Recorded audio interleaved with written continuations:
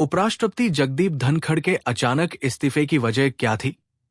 उपराष्ट्रपति जगदीप धनखड़ के स्वास्थ्य कारणों का हवाला देते हुए इस्तीफे को लेकर चल रही साजिशों के बीच सूत्रों ने कहा कि न्यायमूर्ति वर्मा पर विपक्ष के नोटिस को स्वीकार करके जगदीप धनखड़ केंद्र की योजना के खिलाफ गए। एक न्यायाधीश के घर से भारी मात्रा में नकदी बरामद होने के बाद उन्हें हटाने के विपक्ष द्वारा प्रायोजित कदम ने ही उन घटनाओं की श्रृंखला को गति दी होगी, जिसके कारण अंततः कल रात उपराष्ट्रपति जगदीप धनखड़ को अचानक इस्तीफा देना पड़ा। उपराष्ट्रपति जगदीप धनखड़ के स्वास्थ्य कारणों का हवाला देते हुए इस्तीफे को लेकर चल रही साजिशों के बीच सूत्रों ने कहा कि विपक्ष के नोटिस को स्वीकार करके श्री धनखड़ न्यायपालिका में भ्रष्टाचार पर लगाम लगाने की केंद्र की योजना के खिलाफ गए। सूत्रों ने यह भी संकेत दिया है कि जगदीप धनखड़ के इस्तीफे ने उन्हें सरकार समर्थित अविश्वास प्रस्ताव से बचा लिया।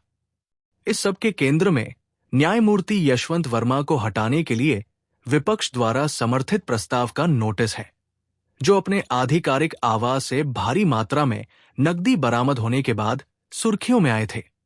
कल जब राज्यसभा में मानसून सत्र शुरू हुआ तो विपक्षी सांसदों ने एक नोटिस पेश किया।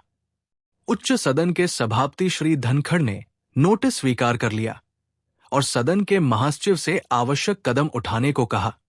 सूत्रों के अनुसार यह कदम सरकार को रास नहीं आया, क्योंकि सरकार न्यायाधीश और न्यायपालिका में भ्रष्टाचार के खिलाफ आक्रामक रुख अपनाना चाहती थी।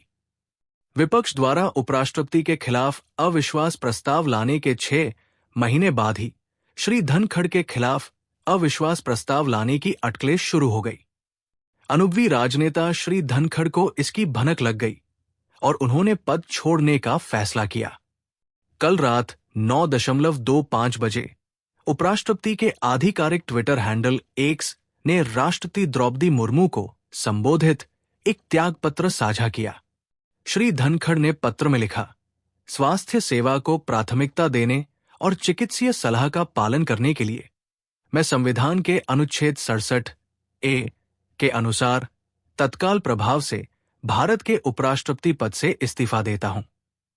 मैं महामहिम भारत के माननीय राष्ट्रपति महोदय के प्रति उनके अटूट समर्थन और मेरे कार्यकाल के दौरान हमारे बीच बने सुखद अद्भुत कार्य संबंधों के लिए अपनी हार्दिक कृतज्ञता व्यक्त करता हूं। मैं माननीय प्रधानमंत्री और सम्मानित मंत्रिपरिषद के प्रति अपनी गहरी कृतज्ञता व्यक्त करता हूं। प्रधानमंत्री का सहयोग और समर्थन अमूल्य रहा है और मैंने अपने कार्यकाल के दौरान बहुत कुछ सीखा है। सभी माननीय सांसदों से मुझे जो गर्मजोशी, विश्वास और स्नेह मिला है, वो हमेशा मेरी स्मृति में रहेगा। मैं हमारे महान लोकतंत्र में उपराष्ट्रपति के रूप में प्राप्त अमूल्य अनुभवों और अंतर्दृष्टि के लिए तहे दिल से आभारी हूं। आज स्वीकार किए गए इस इस्तीफे ने सत्ता के गलियारों में खलबली मचा दी। प्रधानमंत्री नरेंद्र मोदी ने आज श्री धनखड़ के अच्छे स्वास्थ्य की कामना की और कहा कि उन्होंने विभिन्न पदों पर रहते हुए देश की सेवा की है। सूत्रों ने स्वास्थ्य कारणों का हवाला देते हुए खुलासा किया कि उपराष्ट्रपति का विदाई भाषण शायद नहीं होगा। वरिष्ठ कांग्रेस नेताओं ने इस घटनाक्रम को अस्पष्ट और रहस्य से लिपटी एक पहेली बताया। विपक्षी नेताओं ने कार्य मंत्रणा समिति की शाम 4:30 बजे हुई बैठक में केंद्रीय मंत्री जेपी नड्डा और किरण रिजिजू की अनुपस्थिति पर चिंता जताई और कहा कि इससे उपराष्ट्रपति नाराज है। विपक्ष ने कल राज्यसभा में श्री नड्डा की टिप्पणी पर भी चिंता जताई। सदन के नेता मल्लिकार्जुन खड़गे के संबोधन के दौरान सदन के नेता श्री नड्डा ने कहा, केवल वही जो मैं कहूंगा वही रिकॉर्ड में जाएगा। कुछ लोगों ने कहा कि इस टिप्पणी ने आसन का अपमान किया है, जिसके पास सदन की कार्यवाही चलाने का अधिकार है, और श्री धनखड़ इससे नाराज थे। श्री नड्डा ने आज इन अटकलों को खारिज कर दिया। उन्होंने कहा, किरण रिजिजू और मैं माननीय उपराष्ट्रपति द्वारा बुलाई गई शाम 4:30 बजे की बैठक में शामिल नहीं हो सके, क्योंकि हम एक अन्य महत्वपूर्ण संसदीय कार्यक्रम में व्यस्त थे। इस संबंध में उपराष्ट्रपति कार्यालय को पूर्व सूचना दे दी गई थी।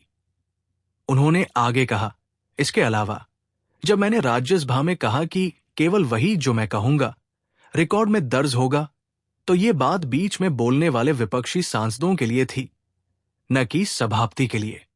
कांग्रेस अध्यक्ष मल्लिकार्जुन खड़गे ने कहा, केवल वही, श्री धनखड़ ही कारण जानते हैं। हमें इस पर कुछ नहीं कहना है।